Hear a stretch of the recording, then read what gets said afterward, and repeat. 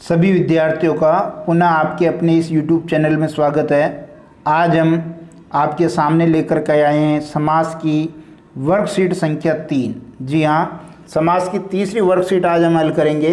इससे पहले हमने 2 वर्कशीट में 26 समास के उदाहरण हल कर लिए थे। यदि आपने वो नहीं देखे तो देख लें, और यदि आप हमारे इस YouTube चैनल पर नए जुड़े हैं तो इसको सब्सक्राइब कर लें। देखिए, पहला उदाहरण है शताब्दी, यानी समास विग्रह करेंगे। देखो, पहले पता चल रहा है कि ये संख्यावाची शब्द है।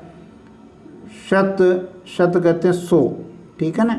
शत अब्दी कहते हैं वर्षों। शत अब्दी का समाहार, यानी ये पहला पद संख्यावाची है, इसलिए आपके समास हो गया द्विगु समास। कौन सा हो गया? द्विगु समास। दूसरा देखेंगे धर्माधर्म, संधि हो रही दीर्घ संधि, ध्यान से देखेंगे तो, और धर्म प्लस अधर्म होगा। तो जब समास विग्रह करेंगे, चूंकि दोनों अपोजिट हैं, इसलिए हम लिखेंगे धर्म या अधर्म, धर्म या अधर्म। और यह शब्द आए तो द्वंद्व समास करना। तीसरा उदाहरण देखिए, हाथों हाथ। हाथों हाथ, ऐसे समान शब्द जब आए तो वो आपके अव्ययीभाव समास होता है। हाथ ही हाथ में, हाथ ही हाथ में, हाथ ही हाथ में अव्ययीभाव समास हो गया। रातों रात, देखिए ये भी इसी तरह का है। रात ही रात में, रातों रात चोरी हो गई, यानी रात ही रात में, ये भी आपके अव्ययीभाव। आमरण, देखिए मरण तक, मरण तक, ये भी अव्ययीभाव, क्योंकि आ उपसर्ग आ रहा है इसमें। बरपेट, ये बर भी अव्यय है, ये भी आपके अव्ययीभाव समास का है, यानी पेट भरकर, ये भी क्या हो गया? अव्ययीभाव समास। सातवां देखिए सुरासुर, ये भी देखिए दीर्घ संधि हो रही है। सुर धन असुर, ठीक है। तो जब अपन इसका समास विग्रह करेंगे, सुर और असुर, इसका जब अपन समास विग्रह करें तो वाक्य के अनुसार सुर या असुर भी आ सकता है, कि है तो अपोजिट है, लेकिन जब अपन कोई वाक्य बोलते हैं सुरासुर संग्राम में, यानी देवताओं और राक्षसों के युद्ध में, तो और शब्द यहाँ ज़्यादा सटीक है। अगर और न हो तो अपन यह लगा सकते हैं। सुरासुर, यह आपके और शब्द आने से द्वंद्व समास हो गया।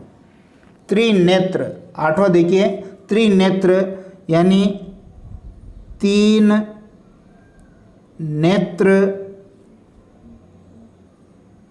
हैं जिसके वह, 3 नेत्र हैं जिसके वह कौन? वह कौन? शिव। तो तीसरा अर्थ निकलने से क्या हो गया?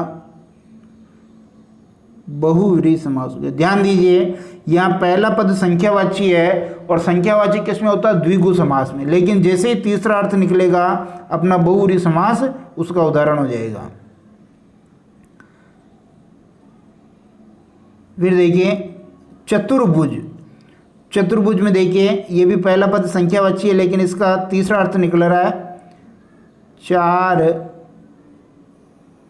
भुजाएं है जिसके वह कौन? विष्णु। 4 भुजाएं हैं जिसके वह कौन? विष्णु। बहुव्रीहि समास हो गया। इसी प्रकार देखिए षडानन, ये भी षट से बना है, तो ये पहला पद संख्यावाची है, लेकिन इसका भी तीसरा अर्थ निकल रहा है। इसका समास विग्रह करेंगे, षट कहते हैं 6 है। षट आनन है जिसके वह, षट आनन है जिसके वह कौन? कार्तिकेय। कौन है? कार्तिकेय। और समास कौन सा हो गया? बहुव्रीहि समास, ठीक है।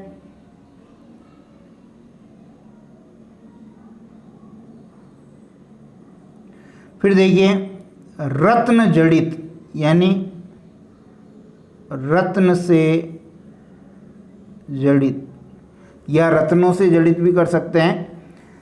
तो कारक विभक्ति आ रही है से, यानी करण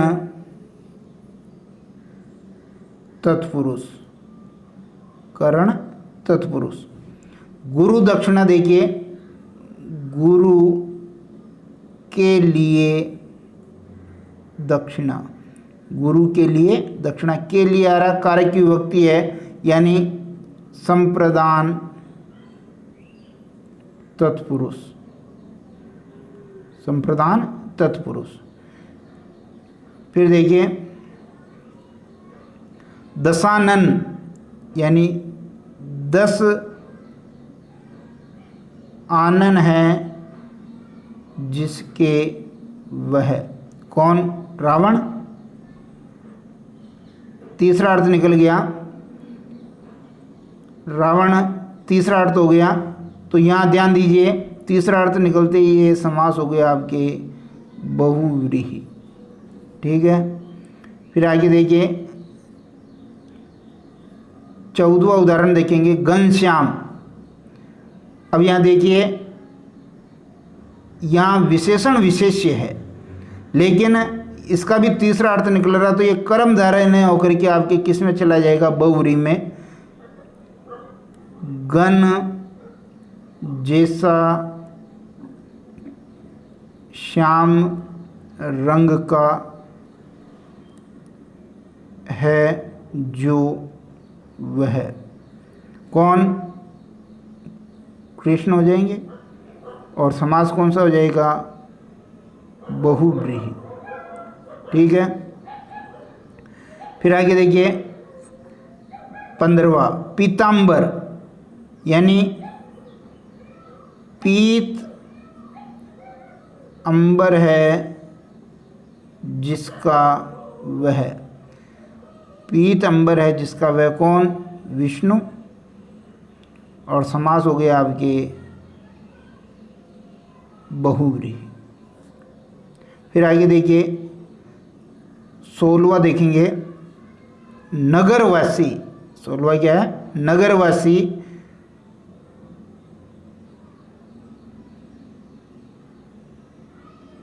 यानी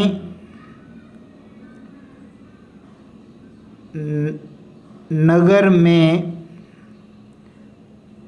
निवास या वास करने वाला, निवास करने वाला, नगर में निवास करने वाला या वास करने वाला। तो यहाँ देखिए कारक की विभक्ति का लोप हो रहा है, तो यहाँ हम इसको कर देंगे अधिकरण में पर, तो अधिकरण तत्पुरुष।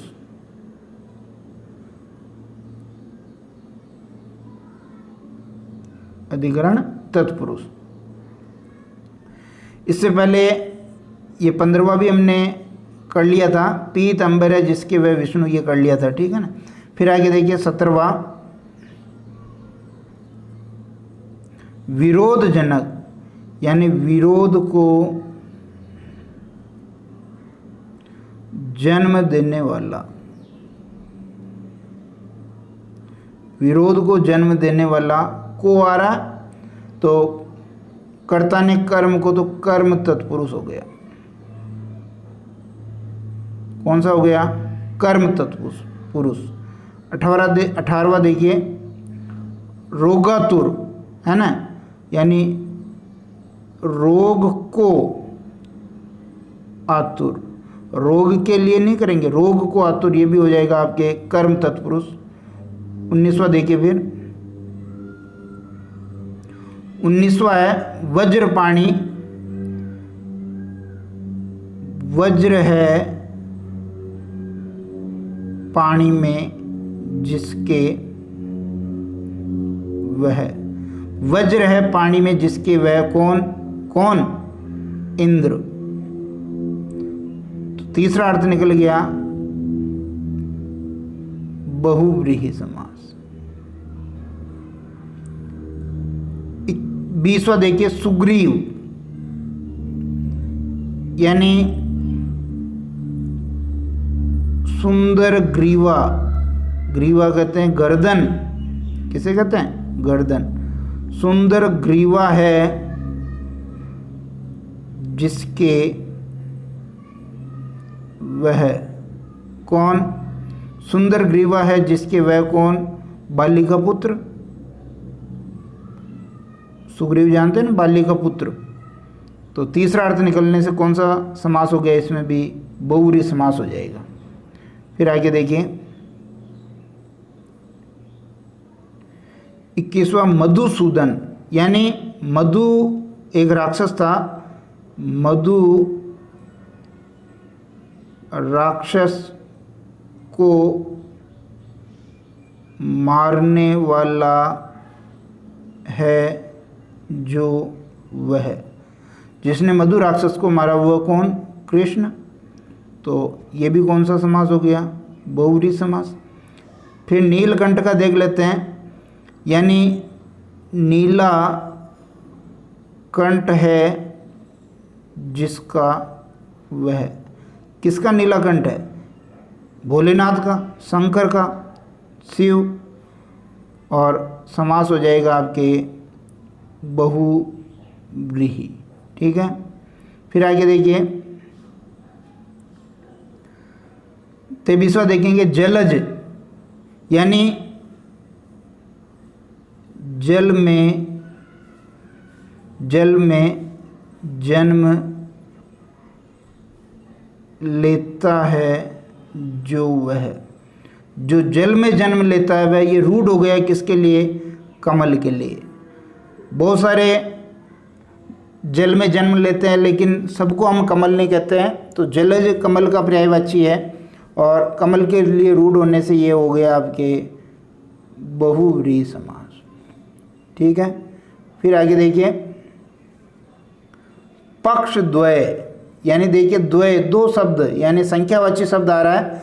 ध्यान से देखेंगे तो लिखेंगे इसका दो पक्षों का समाहार। दो पक्षों का समाहार, दो पक्षों का समाहार हो गया। ये आपके संख्यावाची शब्द था ना पहला, तो हम इसको कर देंगे द्विगु समास। द्विगु समास में पहला पद संख्यावाची होता है। त्रिभुज, त्रिभुज का भी हम कर सकते हैं तीन भुजाओं का समाहार। तीन भुजाओं का समाहार, ये भी आपके संख्यावाची होने से द्विगु समास हो जाएगा। फिर अंतिम देखिए त्रिलोक, तीन लोकों का समाहार, ये भी आपके हो जाएगा कौन सा? द्विगु समास। इस प्रकार हमने इस वर्कशीट में 26 महत्वपूर्ण उदाहरणों को देखा। यदि आपको ये वीडियो पसंद आता तो लाइक कीजिए, शेयर कीजिए, अपने साथियों मित्रों तक पहुंचाइए। और इसी तरह हम जो है समास की 7 वर्कशीट में बहुत महत्वपूर्ण प्रश्नों को हल करने वाले हैं। यदि आपने चैनल को अब तक सब्सक्राइब नहीं किया तो ज़रूर कर लें। धन्यवाद।